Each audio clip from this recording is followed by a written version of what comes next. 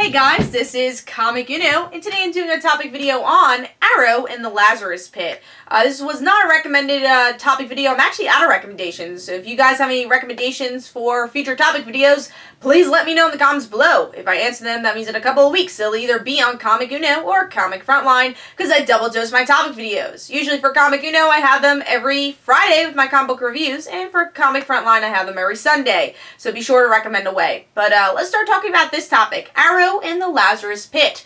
So as you guys know, I'm a huge Arrow fan, and I'm really intrigued with the Lazarus Pit story for the season.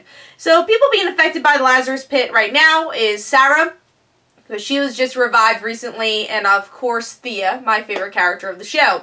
And also in this season, the Lazarus Pit was destroyed. Now, we don't know if there's other Lazarus Pits around, but this Lazarus Pit has been destroyed. We'll see how that's going to play a bigger part. But that's why, like, Maura and Tommy, they're not going to be able to revive because of this. But why didn't they try it before? It's a bit of a plot hole. But let's start talking about the bloodlust of the Lazarus Pit, because that's something I really want to talk about. With Sarah, I don't think she needed the bloodlust, honestly, because she kind of leaves in the last episode really randomly. She's like, I gotta deal with this. And she's like, I do it alone. Bye. Gonna go see Mom.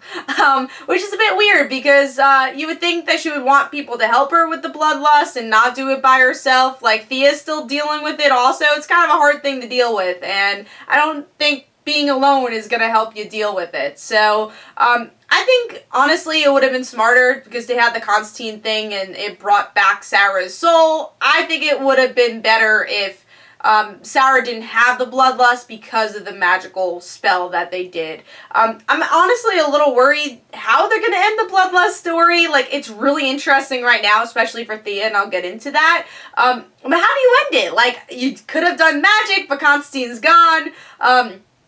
Thea has to kill Ra's al Ghul. He's not even there anymore.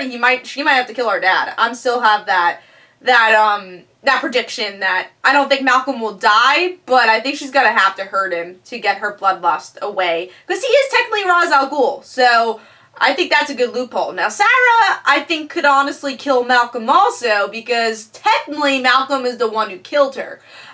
So I think it all points back to Malcolm. That's my thing. That's what I think it's gonna be. Now, I do like Thea's arc with the bloodlust. I think it's interesting. Again, I don't know how they're gonna get out of it, but I like it's every couple of episodes now that she has the bloodlust coming back. I like that they kind of have, like, this superpower when they have it, too. Whenever they get super angry, they get, like, super strength, enhanced strength. I won't even say super strength. So that I think is kind of cool. They haven't mentioned it in the story of, like, oh, I have enhanced strength. But you can tell when they lunge, that's kind of enhanced strength, like that scene between Oliver and Thea, which is one of the best scenes of this season, when they're fighting against each other. Like, Oliver really couldn't fight back because Thea had this enhanced strength going on. So that's something I hope they do mention in the future, which I know next episode is going to have to deal with Thea's bloodlust more. So, yeah, we'll see how she deals with that.